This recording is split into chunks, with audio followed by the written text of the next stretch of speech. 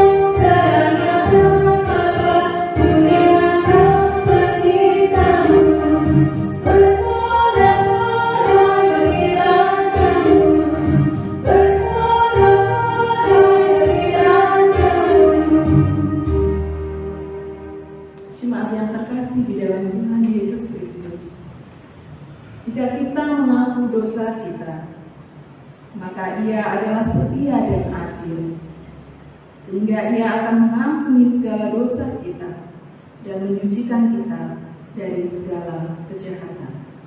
1 Yohanes 1 ayat yang ke-9. Mari kita mengakui dan merendahkan diri kita atas segala dosa kita dengan menyanyikan lagu dari Kidung Jemaat 157.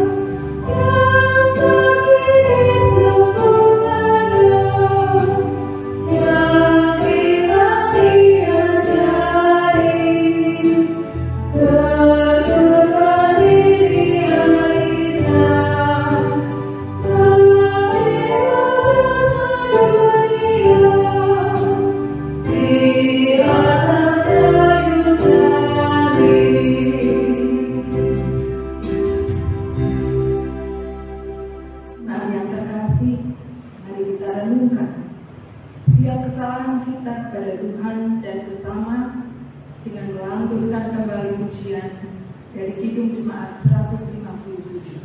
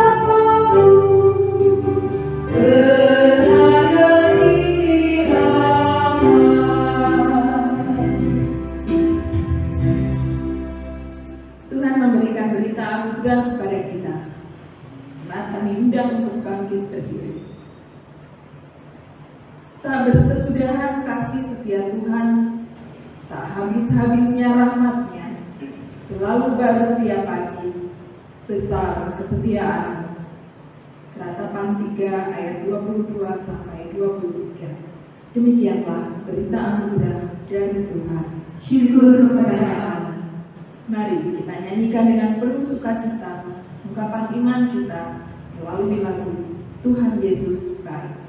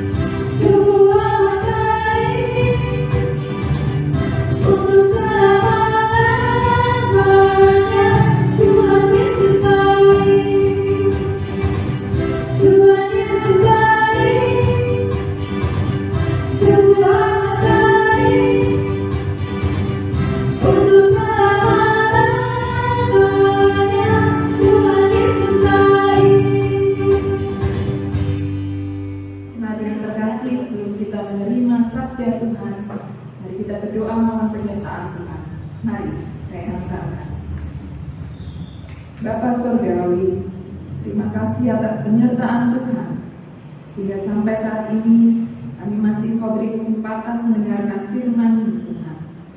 Hamba-Mu yang akan menyampaikan dan mewartakan firman, kiranya Engkau berikan kebijakan dan hikmat yang daripada-Mu saja, sehingga firman-Mu dapat tersampaikan kepada jemaat-Mu dengan baik dan mudah untuk diterima dan dipahami.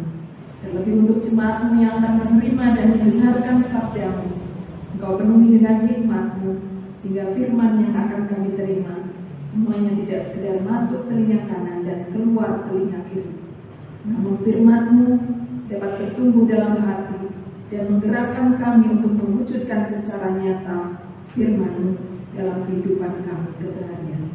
Terima kasih Bapa. Dalam nama Tuhan Yesus kami berdoa. Amin. Injil Tuhan Yesus hari ini terambil dari Injil Matius 16 ayat 13-20 yang demikian firman-Nya. Pengakuan Petrus.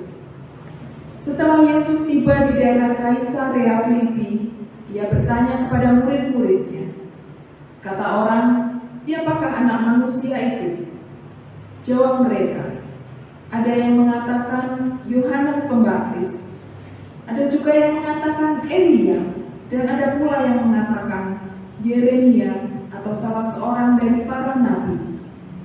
Lalu Yesus bertanya kepada mereka, "Tetapi apa katamu? Siapakah aku ini?" Maka jawab Simon Petrus, "Engkau adalah Mesias, Anak Allah yang hidup." Kata Yesus kepadanya, "Berbahagialah engkau Simon bin Yunus, sebab bukan manusia yang menyatakan itu kepadamu, melainkan Bapa-Ku yang di surga. Dan aku pun berkata kepadamu, engkau adalah Petrus, dan di atas batu karang ini aku akan mendirikan jemaatku, dan alam maut tidak akan menguasainya. Kepadamu akan kuberikan kunci kerajaan surga.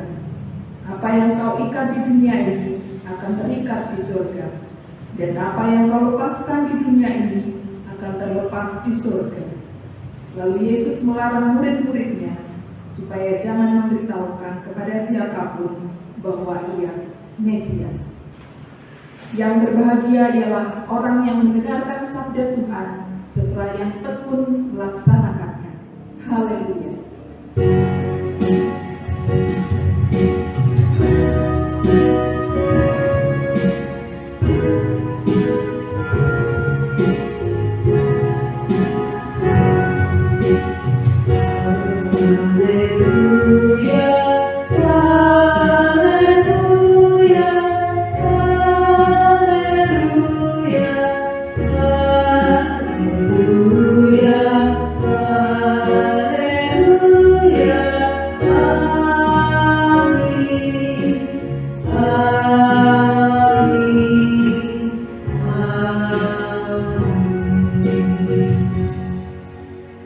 Jemaat yang dikasihi Tuhan Yesus Kristus, selamat pagi dan selamat beribadah. Jemaat yang terkasih, istilah tete manis mungkin asing bagi kita. Selain kurang familiar, juga memang bukan istilah dari Jawa, namun dari luar Jawa. Sekalipun demikian, jika saudara kita tahu lagu Sio Mama, tentu saudara penuh pernah mendengarkan istilah tersebut. Seperti ini lagunya.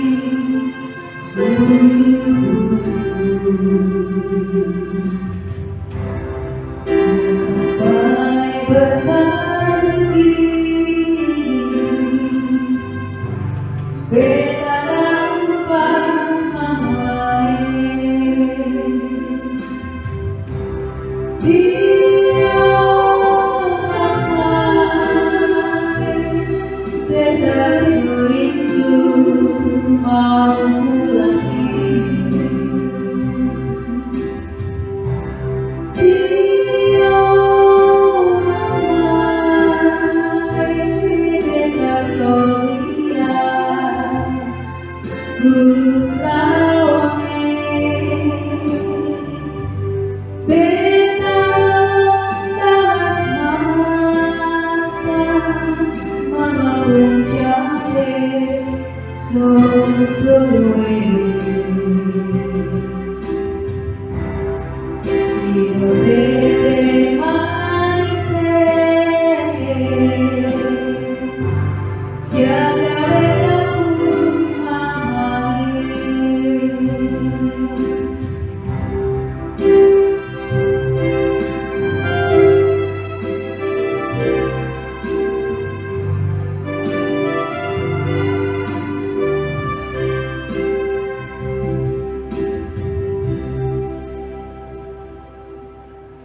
Jadi apa arti tete manis dalam lagu tersebut? Jika pertanyaan tersebut kita ajukan kepada saudara-saudara kita yang berasal dari Kepulauan Maluku, terutama mereka yang beragama Kristen, maka mereka akan cepat menjawab bahwa arti tete manis dalam syair lagu itu adalah Tuhan Yesus. Namun sebenarnya dari asal katanya, istilah tersebut tidak pertama-tama menunjukkan kepada Tuhan Yesus, melainkan kepada sosok seorang kakek yang baik. Tete digunakan oleh masyarakat Kepulauan Maluku untuk menyebut kakek, sementara manis bisa berarti baik, sayang, penyabar, dan perhatian. Lalu mengapa artinya berubah dari kakek yang baik kemudian menjadi Tuhan Yesus? Berdasarkan penelitian yang pernah dilakukan oleh mahasiswa pasca sarjana dari sebuah universitas di Ambon, hal tersebut merupakan bentuk kristologinya orang Ambon, dan maksudnya bentuk dan cara orang Ambon menggambarkan dan menghayati tentang Kristus. Berdasarkan sejarahnya, istilah tete manis sebenarnya tidak ada. Yang ada adalah istilah tete momo. Istilah ini dipakai untuk menggambarkan sosok kakek tua yang kejam dan suka marah pada anaknya. Dan istilah tete momo familiar bagi masyarakat di Kepulauan Maluku karena muncul dalam kisah rakyat Maluku yang kerap didongengkan kepada anak-anak sebelum tidur. Dan harapannya melalui kisah atau dongeng tentang tete momo, anak-anak dapat berperilaku baik sehingga tidak dimarahi oleh kakeknya. Ketika Injil masuk ke Ambon demi memudahkan pemahaman orang akan Yesus, maka mereka pun akhirnya menyebut Yesus dengan istilah tete manis. Lalu apakah tepat jika istilah tete manis ini dipakai untuk menggambarkan Yesus? Sebagai generasi muda Ambon pada zaman sekarang merasa hal itu tidak tepat. Pertama, di dalam Alkitab Yesus tidak digambarkan sebagai seorang sosok kakek-kakek. Dan yang kedua, sikap dan perilaku Yesus dalam Alkitab tidak serta-merta sama dengan gambaran tete manis. Kalau sosok tete manis cenderung sangat baik, lembut, dan selalu membela dan memanjakan cucunya, tidak demikian dengan sosok Yesus. Yesus dalam Alkitab tidak selalu digambarkan dengan yang seperti itu. Bahkan Yesus seringkali juga digambarkan sebagai sosok yang tegas, tanpa tedeng aling-aling saat berhadapan dengan hal yang tidak benar. Nah, terlepas dari tepat tidaknya istilah tersebut untuk menggambarkan sosok Yesus, faktanya banyak orang tua, terutama masyarakat Ambon, itu terbantu memahami dan menghayati sosok Yesus melaluinya, melalui sosok tete manis. Selain karena sangat khas dan kontekstual, melalui istilah tersebut mereka dapat merasakan kasih sayang yang luar biasa dari Yesus. Dan akhirnya perasaan itu membuat mereka juga terbantu menjalankan aktivitas harian mereka, di antaranya untuk tetap memiliki pengharapan karena ada Yesus yang selalu mengasihi mereka. Jemaat yang dikasihi Tuhan, sikap orang Ambon yang memahami sosok Yesus berdasarkan konteks budaya dan berdasarkan refleksinya setelah mendengar kisah Yesus diceritakan kepada mereka itu sebenarnya juga diperlihatkan oleh para penulis Injil.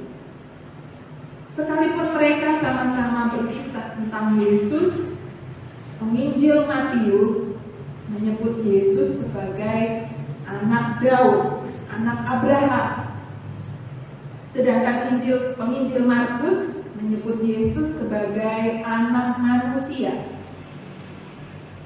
Lalu penginjil Lukas menyebut Yesus sebagai anak Allah. Yang menarik adalah Yesus sendiri yang memberi kesempatan kepada murid-muridnya untuk menggambarkan dirinya berdasarkan kacamata pribadi mereka masing-masing. Hal ini tampak dari pertanyaan Yesus kepada mereka. Menurut kamu siapakah aku ini? Dan yang lebih menarik lagi, hanya Petrus yang merespon pertanyaan itu. Murid-murid yang lain hanya diam. Apakah karena murid-murid yang lain itu belum mampu berteologi? Apakah karena mereka takut salah juga? Lalu apakah karena mereka tidak spontan seperti Petrus? Tidak ada keterangan yang detail tentang alasan diamnya para murid ini. Yang kita tahu adalah bahwa setelah Petrus mengatakan kepada Yesus bahwa baginya Yesus adalah Mesias, anak Allah yang hidup, Yesus segera meresponnya dengan mengatakan, "Berbahagialah engkau adalah Petrus. Di atas batu karang ini aku akan mendirikan jemaatku. Kepadamu akan kuberikan kunci kerajaan surga." Sebuah respon yang memiliki makna luar biasa. Karena dalam respon tersebut terlihat bahwa Yesus berkenan akan jawaban Petrus, dan Yesus memberi tanggung jawab istimewa kepada Petrus. Kenapa bisa begitu? Padahal jika kita memperhatikan perikop selanjutnya, sekalipun Petrus menyebut Yesus sebagai Mesias, tetapi pemaknaannya akan Mesias berbeda dengan konsepnya Yesus. Buktinya, ketika Yesus menjelaskan bahwa dia harus menderita sengsara dan mati di kayu salib, Petrus justru segera menarik Yesus dan menyatakan ketidaksetujuannya. Tentu hanya Yesus yang tahu alasan dan responnya yang luar biasa itu. Namun jika kita memperhatikan pernyataan Yesus setelah Yesus menyatakan bahwa Petrus berbahagia, rasanya kita mendapati bahwa salah satu alasan Yesus adalah karena Petrus menyatakan pengakuan imannya tentang Yesus itu bukan karena kata orang, bukan karena terpengaruh suara mayoritas, melainkan karena Petrus mau mendengar suara Bapa sendiri. Hal tersebut terlihat dari pernyataan Yesus yang demikian.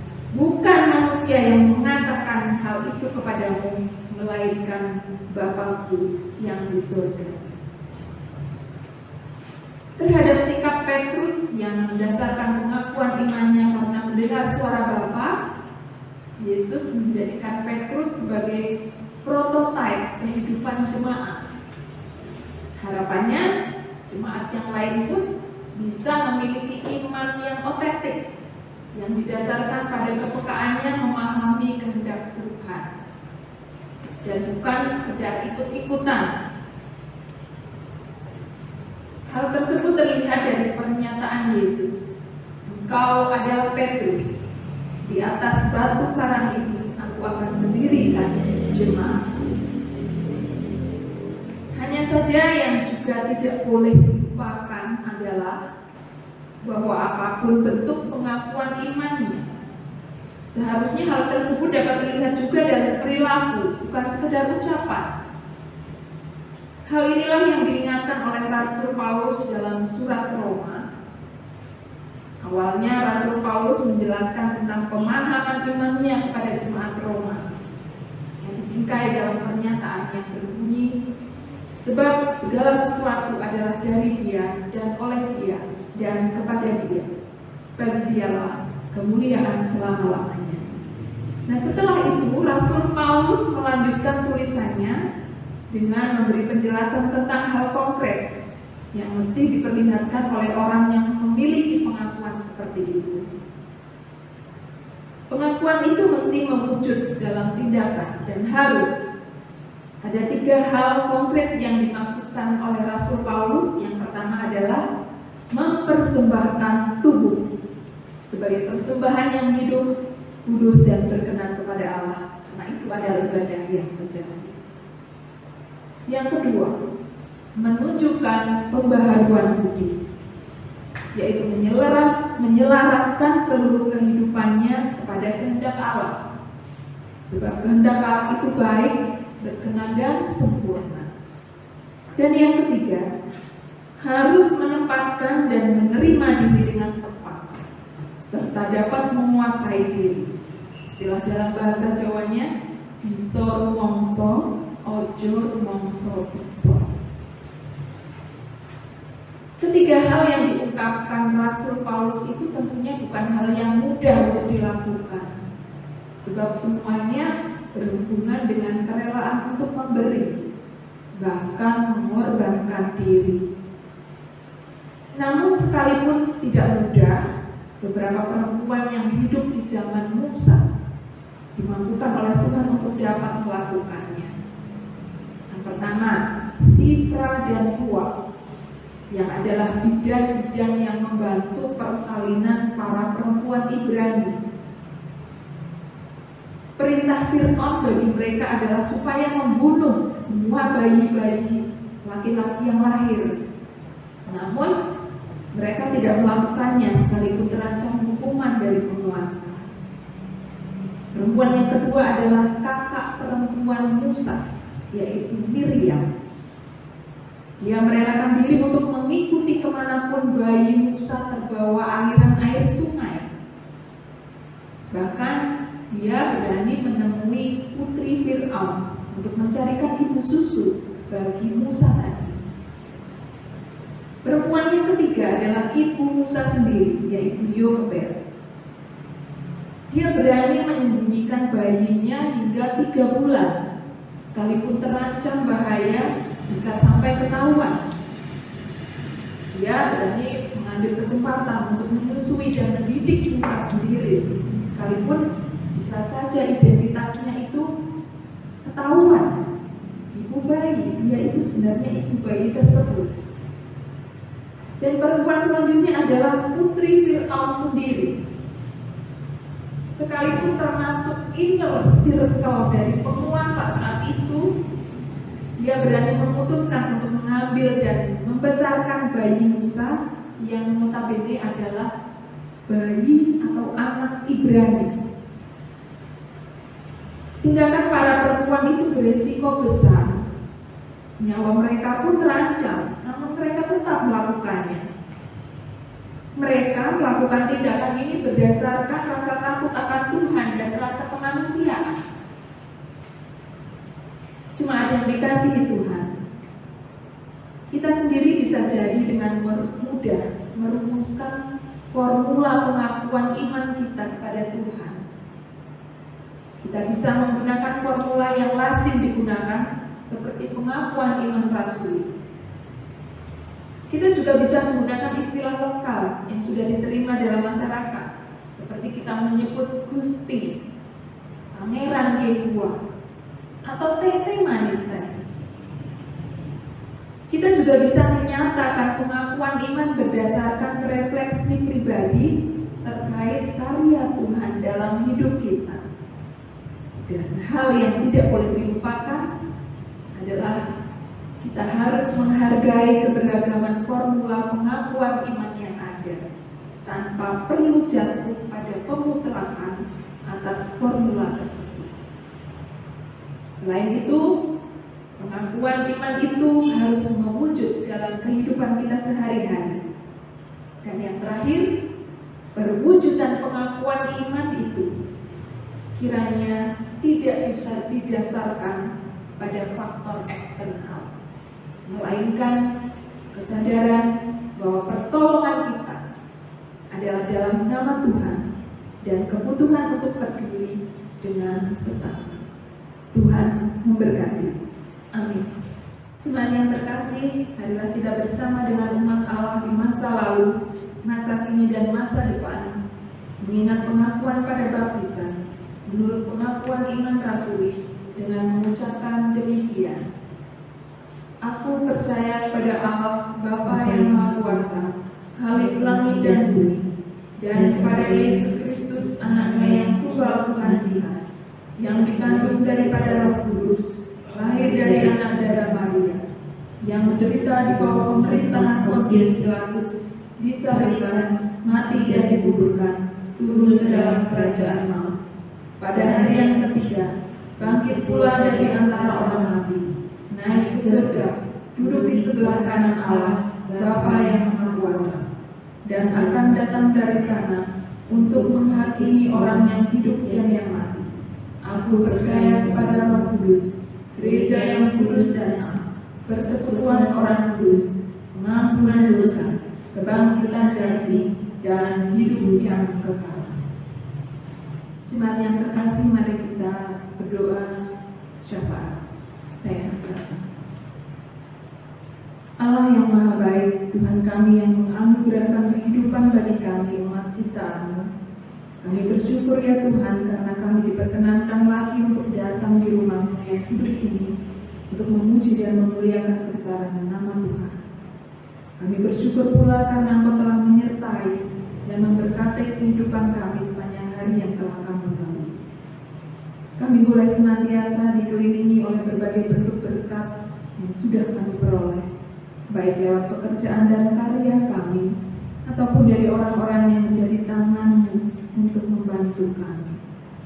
Tuhan, terima kasih juga Engkau terus memberkati setiap aktivitas kami, sehingga apapun yang menjadi tugas dan tanggung jawab kami, baik dalam tugas pekerjaan kami maupun dalam pelayanan kami, itu semua boleh terlaksana dengan baik seturut kehendak Tuhan. Terlepas dari semua berkat yang telah kami peroleh, tentunya persoalan dan berbagai pergumulan juga kami alami. Kami sungguh menyadari bahwa seringkali kami lupa bersyukur kepada Tuhan. Kami terkadang melakukan hal-hal yang tidak Tuhan kehendaki, sehingga semuanya itu mendatangkan murka atas kami. Oleh karenanya berkenanlah Engkau mengampuni dosa kami dan menunjukkan jalan yang terbaik, agar kami boleh terlepas dari setiap beban dan pergumulan yang selama ini kami rasakan. Bapa, terima kasih pula karena Engkau memberi waktu buat kami untuk memeriksa kehidupan kami lewat pembacaan dan perenungan firman-Mu yang sudah kami baca dan kami renungkan. Senantiasa firman-Mu tidak berlalu begitu saja, tapi boleh masuk dalam hati kami. Tidak hanya berhenti begitu saja, namun kiranya kami tergerak mewujud nyatakan firman itu dalam kehidupan kami. Ya Tuhan, kami teringat akan jemaat-Mu yang Engkau dapati saat ini bergumul dengan keadaan sakit yang tidak bisa kami sebutkan satu persatu. Tuhan senantiasa menjamah setiap jaringan tubuh saudara kami yang sakit ini, serta memberkati setiap obat yang dikonsumsi. Beri kesabaran bagi mereka di dalam menghadapi proses penyembuhan, dan ajarlah kepada kami bahwa semua sakit penyakit yang kami derita adalah bagian dari teguran untuk kami beristirahat, untuk kami lebih menjaga tubuh kami sebagai anugerah-Mu dan teristimewa, teguran untuk kami lebih dekat kepada Engkau Tuhan. Untuk itu Tuhan, seluruh proses penyembuhan kami mau taruhkan di dalam tangan pengasihan-Mu. Demikian pula kami teringat akan saudara-saudara kami yang mulai jauh dan mundur dari hadapan Tuhan. Kiranya Tuhan hadir, Tuhan beri kekuatan. Engkau tarik kembali saudara kami sehingga persekutuan kami semakin Tuhan kuatkan. Kami teringat akan jemaat kami di GKJ Selawi ini yang sedang berjuang untuk mencari pekerjaan. Kami taruhkan semua pengharapan kami kepada Engkau Tuhan. Mampukan bagi jemaat-Mu ini untuk dapat melewati setiap proses dalam mencapai impian mereka dengan baik seturut kehendak Tuhan. Kesulitan itu pasti ada, namun kami percaya dengan bimbingan-Mu saja mereka mampu melewatinya. Kiranya kebaikan Tuhan selalu ada pada setiap jemaat-Mu di sini, sehingga apa yang kami cita-citakan semuanya berjalan sesuai kehendak Tuhan. Kami teringat untuk jemaat-Mu yang sedang mencari pasangan hidup. Kiranya Tuhan juga mendengarkan seluruh doa jemaat Tuhan. Pertemukan mereka dengan jodoh yang berkenan bagi Tuhan. Kami berdoa untuk seluruh gereja, lembaga dan yayasan serta sekolah Kristen yang ada, terlebih untuk setiap program gereja-Mu di tempat ini. Kiranya semua program yang sudah kami rancang dan kami rencanakan boleh senantiasa Tuhan berkati. Biarlah kiranya semangat dan kerjasama di antara kami jemaat-Mu di sini selalu menyala, sehingga persekutuan yang indah boleh tercipta di antara kami. Engkau berkati seluruh majelis jemaat dalam setiap pelayanan mereka, serta seluruh komisi dan badan yang ada ya Tuhan. Saat ini kami berdoa pula untuk bangsa dan negara kami di dalam setiap usaha kami melawan meluasnya pandemi virus corona. Bagi bangsa ini kami membawa doa kepadamu. Sesuatu yang besar pasti terjadi dan mengubahkan negeri kami. Kami rindu melihat Indonesia pulih dari segala persoalan. Kami tahu hati Bapa ada di bangsa ini. Oleh karenanya kami serahkan bangsa ini hanya ke dalam tangan-Mu.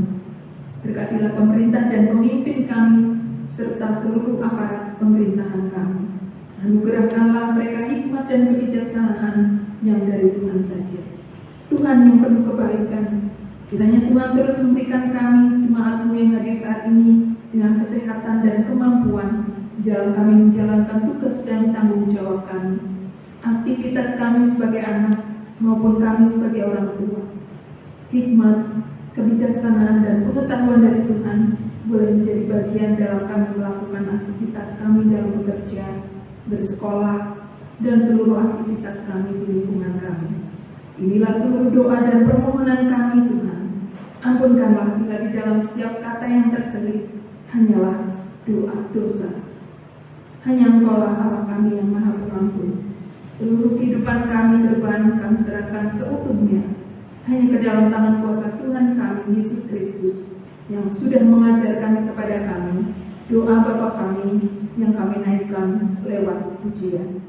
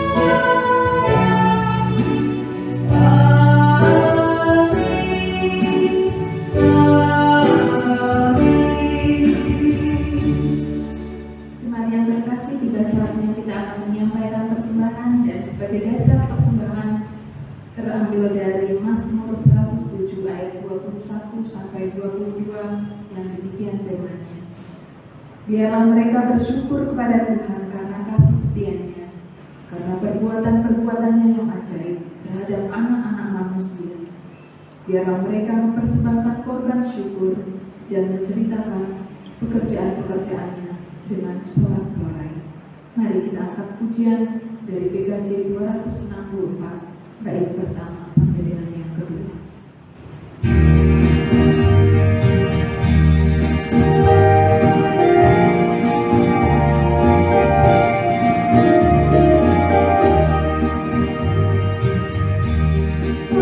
Hati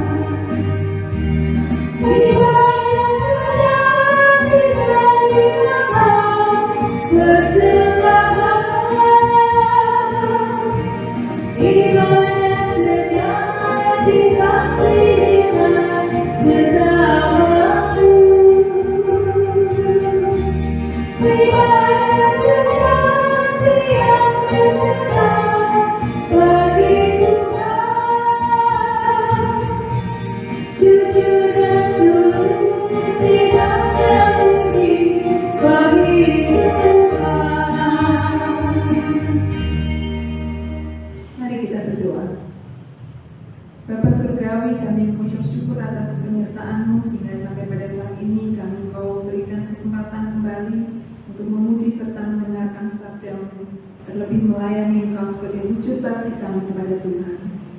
Sebagai wujud syukur kami saat ini kami membawa persembahan kami sebagai persembahan terbaik kami. Kiranya Engkau terima, sucikanlah ya Bapa, bila di dalamnya terselip banyak dosa dan kesalahan kami.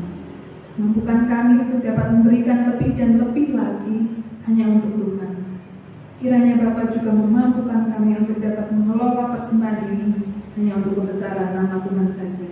Terima kasih Bapa, ampunilah dosa dan kesalahan kami. Dalam nama Tuhan Yesus Kristus, kami berdoa dan bersyukur. Amin. Jemaat yang terkasih dalam Tuhan, marilah kita pulang dengan membawa terang dalam kehidupan kita sehari-hari. Dan kiranya api Tuhan tak akan pernah berhenti dinyala dan selalu memberi kehangatan kita untuk selalu mewartakan kasih Allah dalam kehidupan. Mari kita memuji nama Tuhan dari NKB 104, bait kedua dan keempat.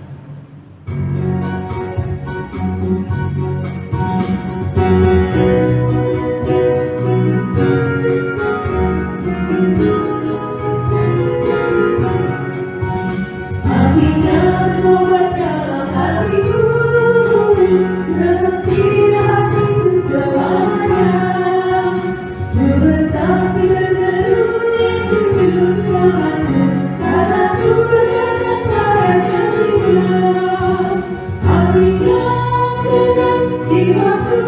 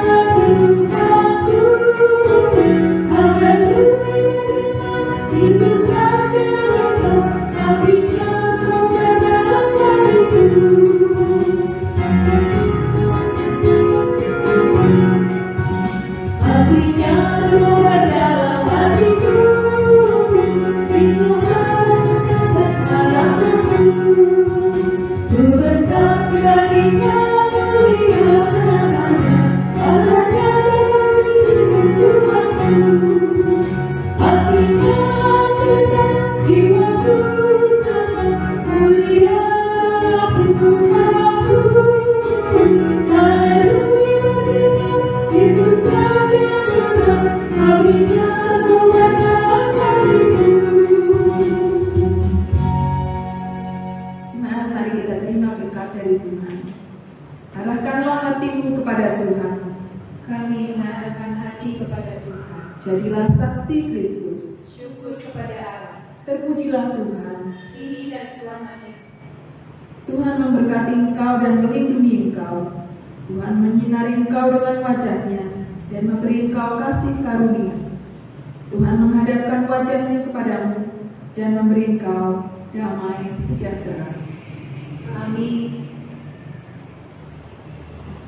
Mari kita mengakhiri ibadah kita dengan memuji nama Tuhan. Kasih Tuhan mengiringimu.